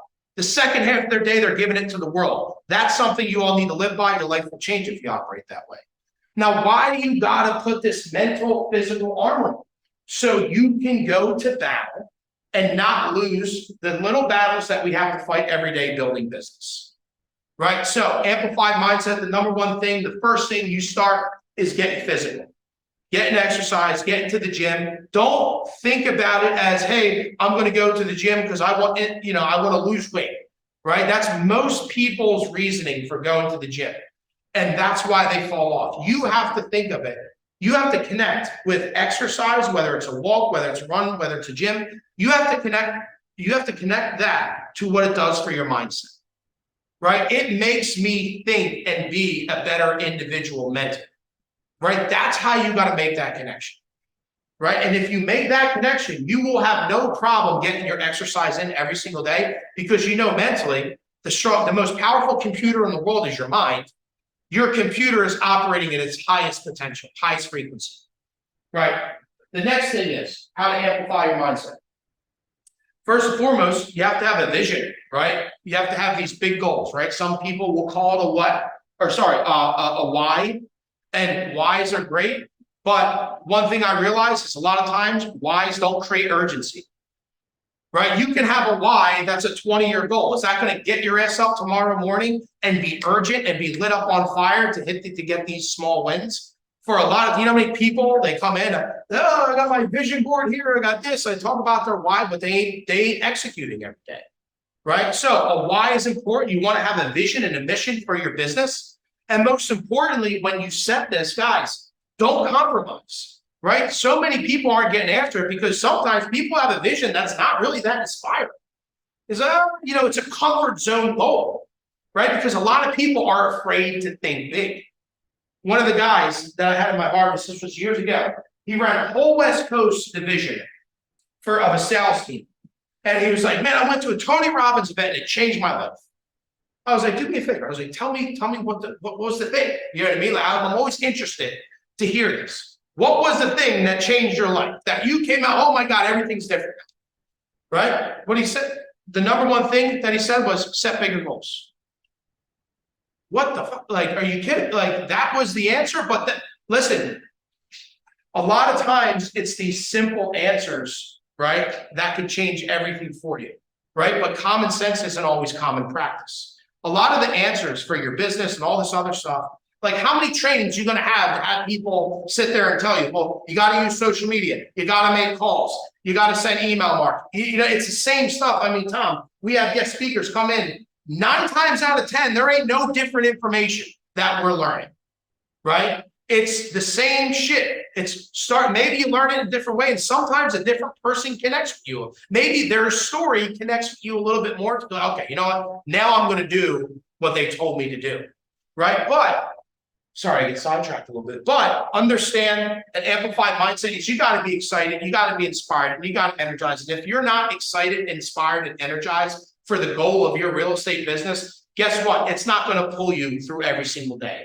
So have that big goal, have that whatever, if it's a why, and some of you may need what's, right? Some of you, it may be a badass car, right? That motivates you this fourth quarter to close 15 houses. Some of you, it may be a purse. Some of you, it may be paying down debt. Some of you, it may be paying a family member's bill that's in need.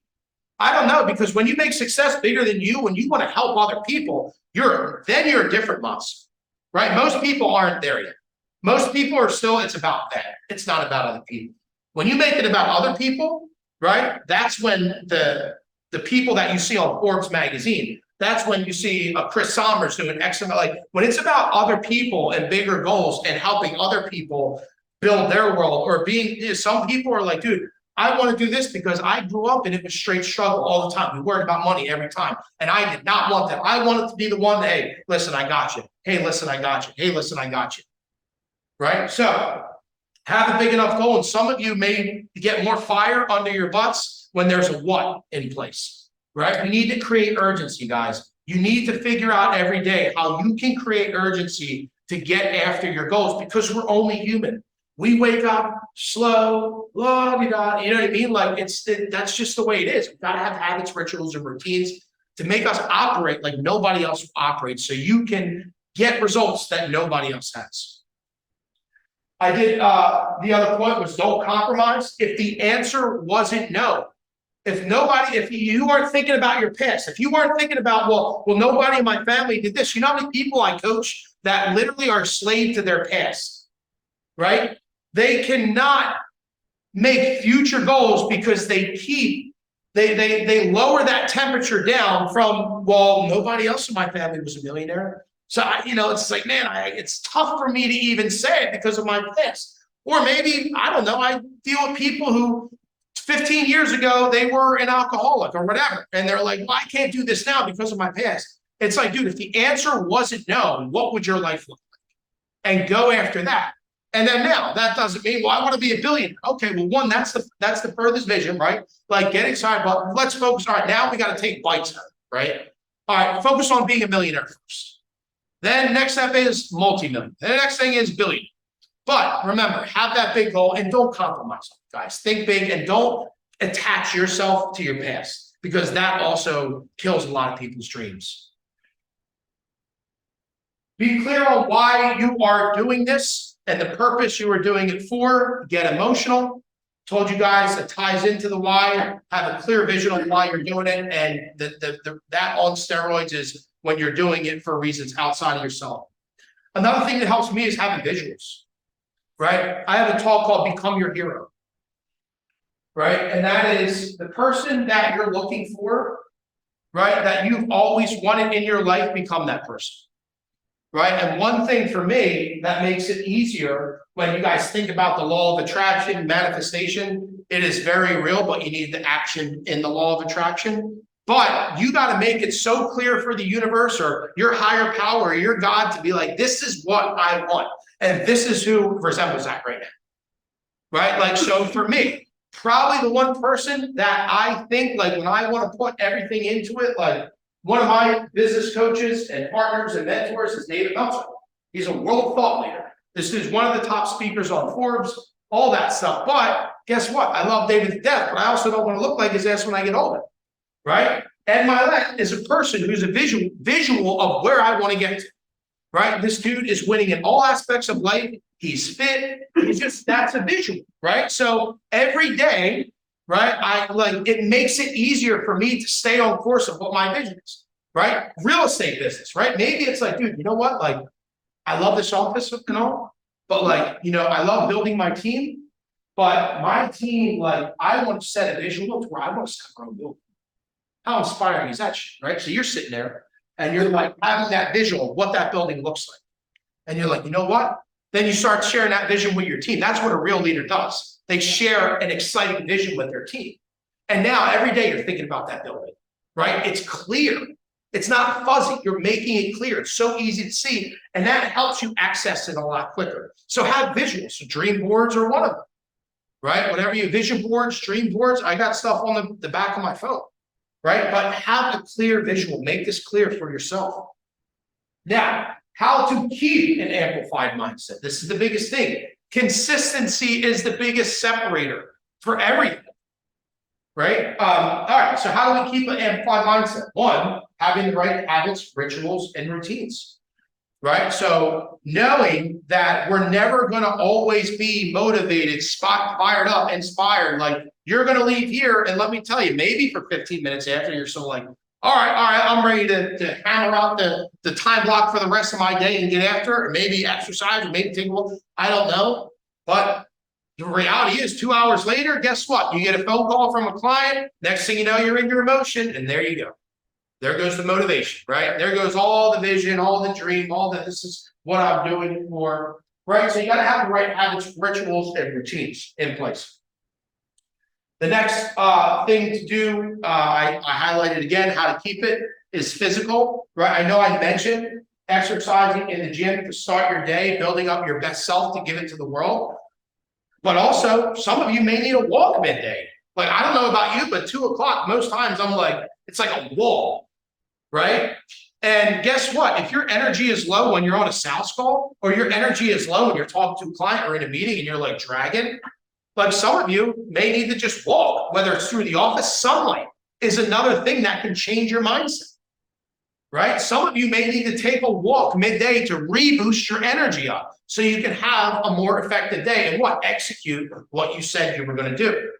So when I say like having more physical in your routine, it could just be taking walks, getting outside, stretching, right? I know this may sound woo-woo and cheesy, but listen, when the most successful people on the planet consistently talk about this, I'm going to listen to them versus you. That's just the reality, right? So Tony Robbins talks about breath work techniques. I coach with Brendan Bouchard, top high performance coach in the world. Breath work exercise. Everyone, right, talks about breath. So sometimes breath, like energy levels getting you back up will help you perform at a higher level, right? So these are physical things. Now, every day having mental reps in place, right? So physical, mental, and business every single day. So 30 minutes of physical activity, write this down, physical, mental, and business, right? 30 minutes of physical activity every day. Could be a gym, could be a walk, could be yoga, something that's getting your body active, exercise. 10 minutes of mental work, mental reps, right? Now, what that could mean is this. YouTube, like feeding your mind shit that inspires you. This is not like rocket science here, right? Like feed your mind motivational content, inspirational content. Right? One of the biggest things that changed my life, that got me into the coaching space, that got me to have a big vision, to be the leader that I am today, and continue to try and be a better leader, go down that personal development space, was when I was number one at the gym, and two, when I accidentally came across a YouTube video of E.T. the hip hop preacher. When I lived in South Philadelphia, it was probably 11 years ago. Right? I listened to that video. It was a personal development video, and it changed everything. I was like, you know what? Instead of listening to this bullshit music that I listen to every day, how about I listen to something that's going to fire up the main vehicle that's going to help me achieve everything that I can possibly achieve in my life, right? And ever since then, I was like, wow, this is crazy. Listen, next thing you know, you go on YouTube, it can take you down all these different personal development. Next thing you know, I discover, oh my God, there's a whole coaching space. Like, wow, you can, as what it's doing for me, I can learn this, do this for other people, for them to see a bigger version of themselves, and also help them fight off all the stuff that gets people into depression, into living unhealthy, into not seeing their goals and dreams. Like, let's face it. I mean, look at go on the news. We all heard this plenty of times before. Feed your mind CNN, everyone. This is all simple stuff. See how positive and inspirational you'll be. Then see how you operate the rest of the day, right? Chances are you're going to be like, this is crazy. The world's going to end. Everybody's terrible. Everybody hates each other. You name it, right? And then you are not going to be the most positive person wanting to knock shit out the rest of the day, right? But YouTube videos changed everything for me. And some of you may need to level up your skill set. I tell people all the time, even sales reps, hey, I need to get better at making for sale by other folks. Well, here you go. Every day, make a commitment to watch one YouTube video on making a sales call for sell by others. Every day, just watch one, right? Watch one every single day. That's 5 days a week. Maybe it's a 5 to 7 minute video. By the time you're done that week, you will feel like you went through a college semester on making sales calls for sell by others, right? So that's another technique to get you inspired, motivated, get the juices flowing. Watch training YouTube videos. Audiobooks is another mental rep you can make every day to keep you inspired and motivated. Podcasts, another example. Hiring coaching is another example. Music. Right? So sometimes music could be something that picks your spirits up and gets you fired up. You know, the other day I have somebody that works with me, and you know, I'm always trying to help them with their mindset. I walk into the office. This guy's listening to some like heavy metal, freaking depression rock in my head, like raw, right? And he's just sitting in the office by himself. I'm like, dude, let me ask you a question. How do you feel listening to this? Like, do you feel happy? Do you feel productive? Do you feel energized? Do you feel motivated? Right? It makes you want to, like, to me, it makes me want to, like, there's some music that amps me up to like want to get to the gym, but some that's like, dude, this ain't making you think any positive thoughts.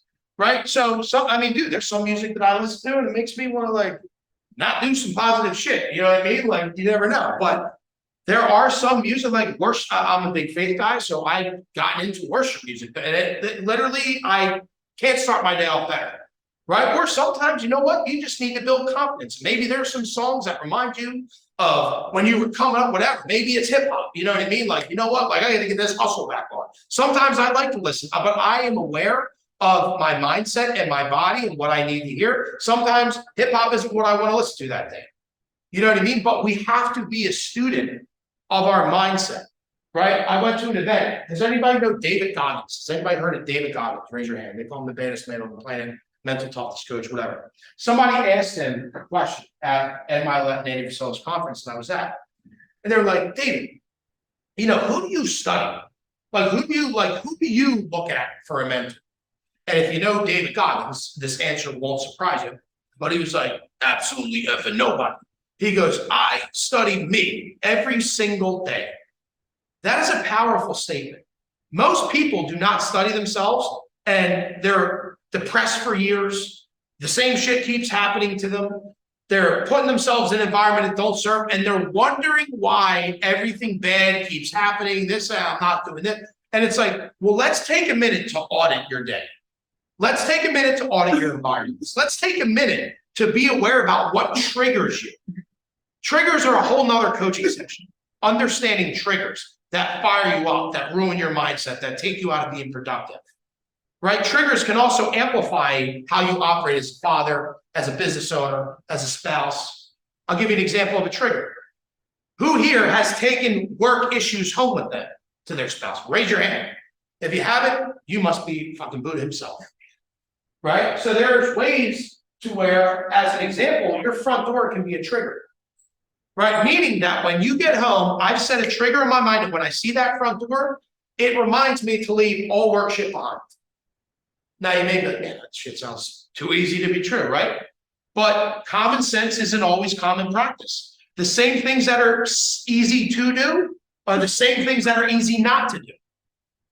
Right? Same thing in real estate. I get people in the real estate business. I'm like, here goes all the phone numbers to houses. They make calls, they set $1 million listing, right? Easy to do, right? And then when do you think they get back to doing it? After that happens, right? You would think that the next week or the next day, they're like, fuck this, I'm good, this is crazy. Like, blah, blah. Then they don't do it anymore. Right? Same things that are easy to do are easy also not to do. Right? So, other ways to keep your mindset going: music, prayer, affirmation, visualization. One thing that I would suggest to go to, we had a guest speaker in the Harvest, a guy named Dave McGrogan. He owns Harvest Seasonal Grow. Hopefully this guy will come back and sue me for the name of my company, but it seems like he likes me. But he also owns a ton of restaurants all throughout the country, Florida, all that stuff. And he was like, dude, one of the things that I do every single day to change my life is the 15-minute Prime Your Mind YouTube video, Tony Robbins. Use the rhino. So Oh, you know him? Yeah. Oh, really? Yeah, man. Good stuff. Oh, good stuff, man. Yeah, he talks about the rhino mindset, which is incredible talk. But he was like, listen, let me share with you one thing right now. He was like, when I don't do it, I feel it. Right? So when you guys start getting better habits, rituals, routines, starting a day, going to the gym at 5 o'clock in the morning or 6 o'clock in the morning, right? Visualization, meditation is another powerful thing, right? Because most of us never spend time in our own thoughts. We're so distracted. We let the world run us. Right? That's a whole nother powerful statement, something to dig into. But I'll tell you right now, sometimes when you sit in silence, you have the best thoughts, the best decisions, the best breakthroughs. You know what I mean? So Some of these things, if you actually do them, believe me, you know what you know and feel when you don't do them. Right? And that's one powerful thing you said. But the reason why I mentioned that is it's 15 minutes. There's another app called Headspace to start getting you like kind of slow into meditation, which is again, most successful people on the planet. They all have one thing in common. They all say meditation helps them, levels them. You can start by doing 3 minutes, but you would be surprised the thoughts that come into your mind that you never thought about before.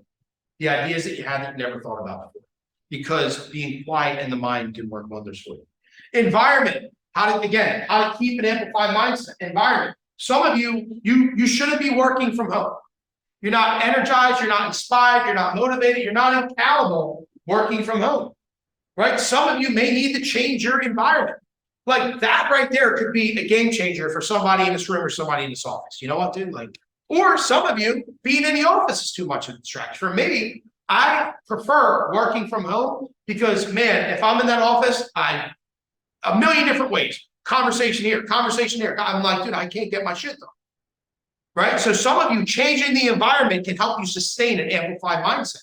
Some of you need to change the colors in your room. Some of you need to change the decorations. Right? We're in real estate. We know the importance of staging and design and how it can impact emotions. Are you using that for yourself? Right? Are you practicing what you preach? That could be a game changer for you also. Right? Going into, man, this motherfucker, he's always depressed, he's always pissed off, blah, blah, blah. And like you go into his room, it's like dark colors all over, blah, blah. It's like, well, one way to help you is by putting some damn light in this room so you don't feel like you're in a cell all day. Right?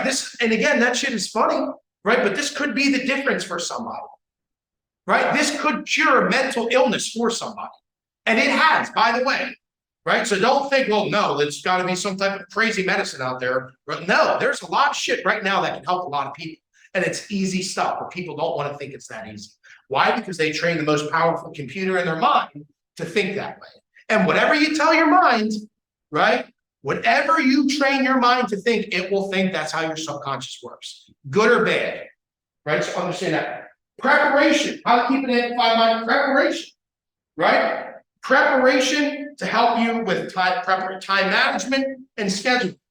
Right? When you're clear on what your day is looking like, when you have tasks that you can tell yourself, if I do this, I can move my business forward, your mindset is amplified. Action cures anxiety. The fear of the unknown brings on anxiety, depression. Right? Oh my God, am I going to do business? Well, why are you thinking about not doing business today? Because shit, I don't have anything planned to do any outreach to get new business. Well, that's probably a reason why you're stressed about outreach. Right? So preparation, time management, running your day, not letting your day run you. Right? That can keep an amplified mindset. By man, it's like I have certainty. That keeps my mind going. Now, what could damage an amplified mindset? So we got 10 minutes left, so I'm actually making good time. So if I'm boring you, you only got 10 minutes of this shit. So what could damage an amplified mindset? Negative self-talk. Right? We are our own worst enemy. Right? That's the reality. At the end of the day, it's always you versus you. It all comes down to you. It's not the office's fault. It's not the training's fault. It's not the weather's fault. Everything comes down to you. And when we all come to a mindset of no matter what happens, it's my fault, you will be more productive in everything in your life. Right? Now, a lot of times, we talk shit to ourselves all the time, right? And it's a natural thing. It's, oh, we're not going to, who knows, past experience. Well, you're not good enough to do that. Or, you know what, man, I would love to sell luxury, but I never saw, like, you're talking down on yourself. Remember, guys, we need to be our own biggest cheerleader. Now, what could help us talk more positive to ourselves is stuff that I talk about.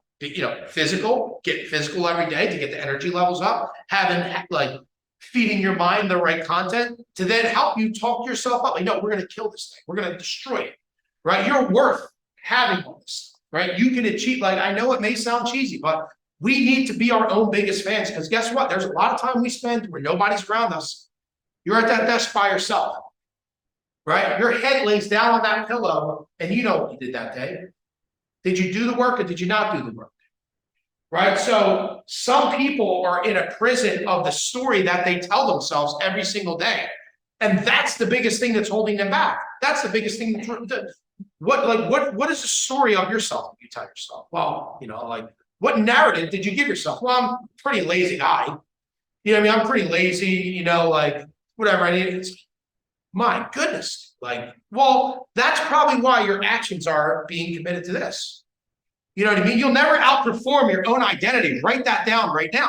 You will never outperform your own identity.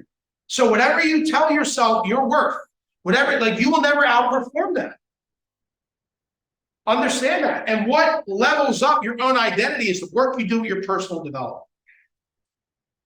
Which then is the next thing. What could damage the amplified mindset? Lack of personal development, right? Lack of investment into the main vehicle that's going to help you achieve everything you want to do in your life and your business, right? Invest in yourself, into your health, into your mindset, into your all that stuff, right? Some of you, listen, either find accountability partner. What I found, the accountability that you need is not free, right? So understand that. Don't be cheap with your future.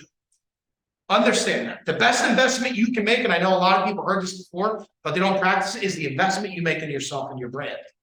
And one way to make that doesn't mean an investment in malice, right? That means an investment in coaching, training, health, fitness, all that stuff. Another way to damage your mindset, comparing and not focusing on winning the days and moments, comparing yourself to others. Right? So many people will sit and spend time looking at what other people are doing. But man, why did I do what Chris did? Why did I do all that business? Why did I got as many investment properties as no? You know what I mean? And then what happens is you're crushing your mindset because now you're just saying you're not worthy. That's not you. And what are you not doing? Taking action. Right? Tom Brady. Everybody knows who Tom Brady is, right?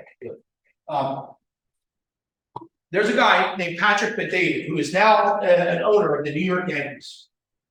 He is I don't know, the dude's worth a ton of money, and he's a big influencer, major successful entrepreneur. He had Tom Brady speak at his event, and Tom Brady said a powerful thing. He's like, "Dude, I gotta ask you this question."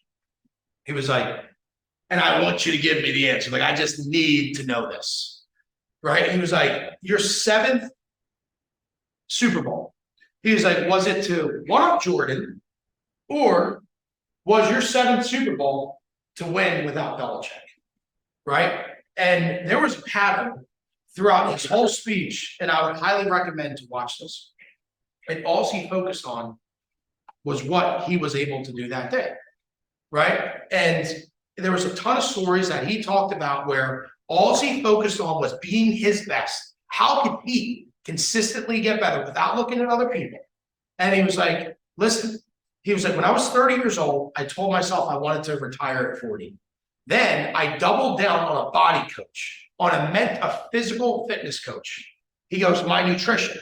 Then by the time I was 35, I then realized that I'm performing the best I ever performed in my life.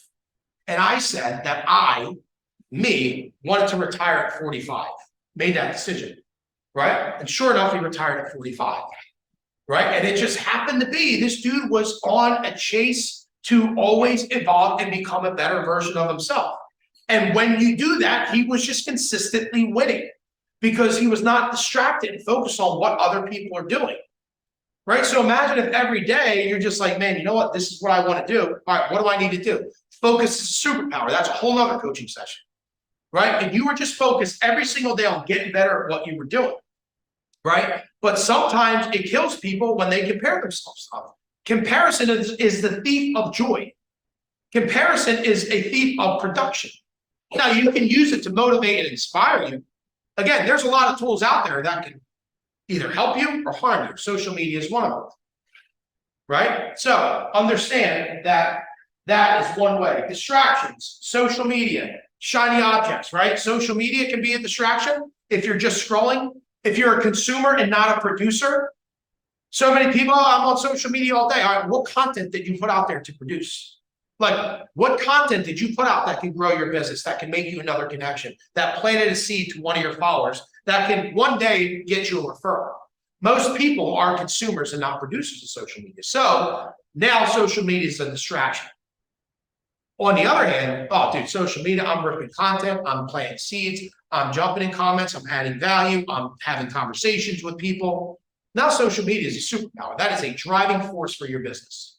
But it can be a distraction. Shiny objects, distractions. There's a million of them out there. You got to do that self-awareness work to identify what's distracting you and taking you off of your focus.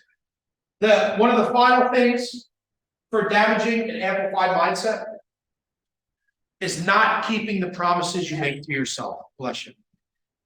Not keeping the promises you make to yourself. All right, this is the new me now. This is what I'm going to do. I'm going to do this. Oh, you didn't do it. It's January 1. I'm going to do this. Oh, you didn't do it. Right? And there are so many little things that you say you're going to do that you don't do. And let me tell you something. You are exercising a muscle. You are exercising a muscle of inconsistency. And the more you don't do something that, I'm going to make that call today. I'm going to block out that lead gen time today.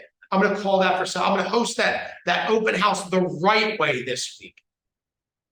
I'm going to have that meeting today. I'm going to post that content that my team leader's been telling me to post. And you didn't do it. Right? You are building that inconsistency muscle that will continue to get stronger. Right? And most people think, oh, you know what? They don't do it because they think it makes them, oh, you know what? It's in a they're comfortable. You know what? I don't stretch it's gonna, I want to push myself. It's comfortable for me to just not do these things, and I'll do them tomorrow or the next day. But what they don't realize that you are, write this down, suffering in comfort. That is a mental prison. The small things that everybody wants to skip are the things. One of real estate, who I think one of the greatest real estate coaches out there is a guy named John Checkleff. He always says, small hinges swing big doors. The emails, the time blocks, the gym, the calls, the going the extra mile for a client, right? When you do these small things, I'm going to wake up early tomorrow, and you do it. I'm going to make my call tomorrow, and you do it. I'm going to post on social media and then do it. You know what? I'm going to share that I invested in my personal development by showing up today in this office today. You do it. Right? You know what I mean? These small things. And then what happens? Now you're building that muscle of consistency to where it doesn't matter what level you're at. You know what? I've been telling myself I was going to call that developer for that big 100-unit development, and I keep putting it to the side. Got a guy on our team right now. We're having weekly meetings, me, Tom, and him. This guy has so much amazing shit in the pipeline.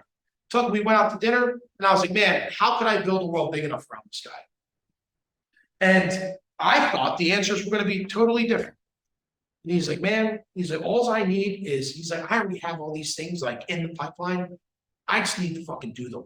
Like, I just need help execute.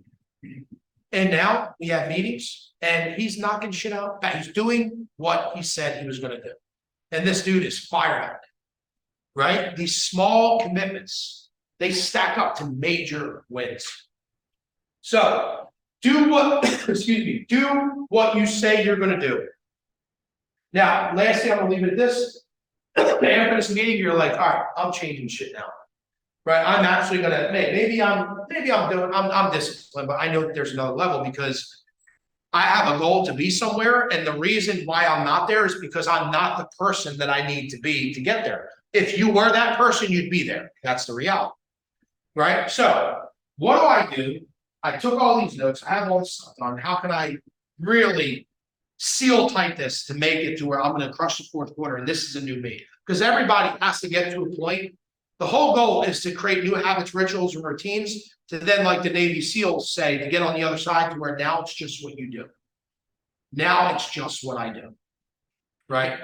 You know how many team leaders I talk to, and I'm like, dude, man, you're such a fucking powerful guy. Like your knowledge, your leader, all that stuff. You need to show people this. You need to have somebody follow you in video and just put out this content. This is what the most successful entrepreneurs are doing right now. They don't do it. They don't do it. They don't do it. Right? And then eventually they do it, and then it's like, oh my God, like I opened up this door, I opened up that door, I opened this door. You know what I mean? So this is how you can seal tight. And again, nothing's guaranteed. Again, it's all up to you. But I call this the C4 method. Is one, have the courage to take the first step. Have the courage to first and foremost think of a bigger life than you're already thinking now. Have the courage, to say, I'm gonna do something about it. Most people don't have the courage to do that. The second C is coaching. Invest in coaching. Now, listen, if you're one of the anomalies and you're surrounded by people that literally will hold you with fierce accountability and be there every single week, no matter what, and push you and strategize with you, then you're one of the lucky ones. But what I found was I had to invest in those people to help me be a better version of myself. So coaching, invest in coaching. And again, this is what will help you at a very high level make this change. The third C is community. Be immersed in a community of people on that same mission, right? The right offices you have, like, this is community, right? Now, that doesn't mean show up to this and then, all right, I'll see you in 3 more months, right? To really make change, you need to be consistently immersed in community with people who are on that same mission. And if you can find the right office, which this is the right office, of people getting after it, high achievers, right? You need to immerse yourself in that community to organically stay motivated and inspired every single day. And then the fourth C is consistency. When you have that vision, when you have that thought, you got to just make a commitment to yourself. I'm on this ride and I'm going to be consistent every single day, no matter what. No matter what the external distractions are, I'm going to take the tools that were given to me, that I wrote down, that I noted, and start implementing these every single day so I do what I say I'm going to do for myself. Right? Because when you don't do what you say you're going to do, then frustration happens. Right? And nobody likes to be frustrated. Nobody likes to be uninspired. So, listen, guys, I hope this helped you. I appreciate you investing time into yourself. And again, just don't be one of those people who they just come, they continue to get information, and they don't execute, right? It could be 1 or 2 things that you took from this and share it with me, guys. And if this impacted you, feel free. These are my handles right here: LinkedIn, Instagram, Facebook. Message me. I would love to. And this is what you guys should be doing for your real estate business. If this truly helped me, please send me a video testimonial, because this just say, hey, listen, I listened to Devin. This is how it helped me. This helps me get in front of more people and impact more people. Now, a gem for you guys, if you have clients in real estate, video testimonials are assets. These are money in the bank that you can rerun, you can email, you can post on social media. Everybody can pump their chest and talk about themselves, but not everybody, right? It's a different game when you're clients. When somebody sees a video, I just want to say, listen, I hired Noah and it was amazing. Start blah, blah, blah. And when you see somebody else talking about that, it's a game changer. And that right there will get you more business if you execute that. So, guys, thank you so much. I hope that this helped you, and I value your time here, guys. Thank you.